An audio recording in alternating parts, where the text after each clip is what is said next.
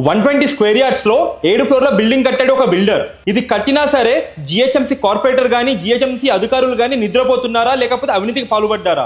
ఈ బిల్డర్ ఈ ఒక్కటే బిల్డింగ్ కాకుండా ఇంకొక పక్కనే 7 ఫ్లోర్స్ బిల్డింగ్ ఆల్రెడీ నేను కట్టాను. ఇది ఎక్కడో కాదు, సోమాజిగూడ డివిజన్ లో ఉండే ఎల్లారెడ్డిగూడలో. సిటీ నడిబొడ్డున ఇంత పెద్ద అక్రమాలకు పాల్పడుతున్నారు బిల్డర్లు, కార్పొరేటర్ అండ్ జిహెచ్ఎంసీ కలిసి. మనం వెళ్ళి కార్పొరేటర్ మేడం అడిగాం, సంగీత యాదవ్ గారిని, మేడం మీ డివిజన్ లో ఇంత పెద్ద బిల్డింగ్ ఎలా కట్టారో మీకు తెలియకుండా అని. మేడం చెప్పింది ఒకటే, నాకు తెలీదు, దీని గురించి ఐడియా లేదని చెప్పేసి.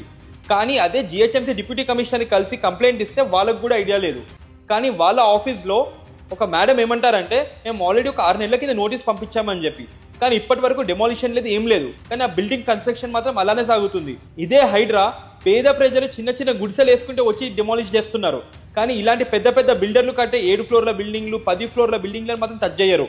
దీన్ని బట్టి క్లియర్గా అర్థమవుతుంది, హైడ్రా అనేది జస్ట్ రేవంత్ రెడ్డికి ఒక హైప్ ఇచ్చే మార్కెటింగ్ టూల్ మాత్రమే. కానీ యాక్చువల్ బిజినెస్ చేసిన ఇలాంటి బిల్డర్లను మాత్రం అసలు టచ్ చేయరు. కాంగ్రెస్ గవర్నమెంట్ కి ఎవరు అగేన్స్ట్ వెళ్ళినా వాళ్ళ ఇల్లులు, వాళ్ళ బిల్డింగ్లు మాత్రమే కూలుతాయి. ఇదే కాంగ్రెస్ గవర్నమెంట్ తో సంబంధం ఉన్న బిల్డర్లు, ప్రాజెక్టులకు మాత్రం ఎలాంటి ప్రాబ్లం ఉండదు. అదే నార్మల్ పబ్లిక్ ఒక చిన్న పెంట్ హౌస్ వేసుకున్నా సరే ఇదే కార్పొరేటర్ వచ్చేసి మొత్తం ఆపేస్తుంటారు. ఇదే జిహెచ్ఎంసీ అఫీషియల్స్ వచ్చి ఫైన్ వేస్తుంటారు. ఇవన్నీ అసలు ఏంటి? హైడ్రా వచ్చి ప్రజల కోసమా లేకపోతే రేవంత్ రెడ్డి గారి ఒక హైప్ ఇచ్చే మార్కెటింగ్ టూలా? రేవంత్ రెడ్డి గారు, యూ నీడ్ టు ఆన్సర్. ఇది మీ ఆదేశాల వల్ల జరిగిందా లేకపోతే అవినీతికి పాల్పడ్డ ఈ జిహెచ్ఎంసీ అధికారులు కానీ లోకల్ నేతల వల్ల ఇవన్నీ అవుతున్నాయా?